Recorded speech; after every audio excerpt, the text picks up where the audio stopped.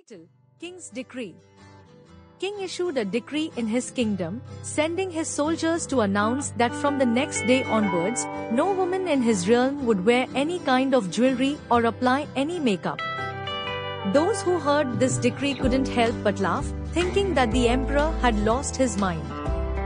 How could it be possible for women not to wear jewelry or makeup? There was strong opposition from women themselves. Those who used to adorn themselves with jewelry and makeup did even more, while those who didn't previously engage in such practices started doing so from that day forward. What began as a royal decree turned into a widespread joke. King sought counsel from all his ministers in his court. Some suggested withdrawing the decree, while others proposed punitive measures against those who didn't comply. The matter now oscillated between the emperor's authority, his adherence to his decree, and the rule of law.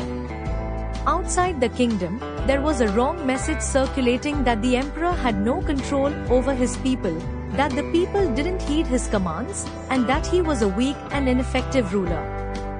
When the advice of the ministers didn't satisfy the emperor, he summoned a wise man from within his country.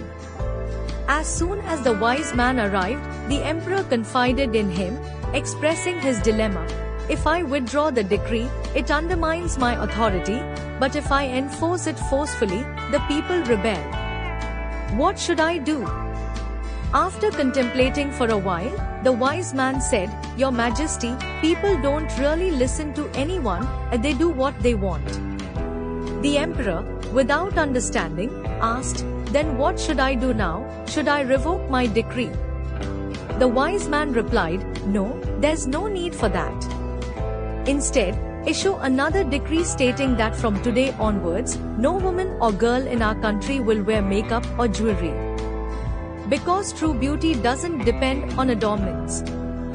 Therefore, all those women or girls who are older, not beautiful, or whose faces are not pleasant, are not obligated to follow this decree. Let them continue wearing makeup and jewelry so that their unpleasant appearance and advancing age don't have a negative impact, and their age remains undisclosed. This time, the decree had a significant impact, and within a few days, all women discarded their jewelry and makeup.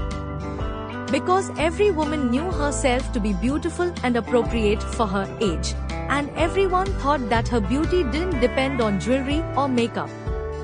The wise man wanted to tell the emperor that now the people of your country will also listen to you because now you have thought from their perspective and made a decision according to their thinking.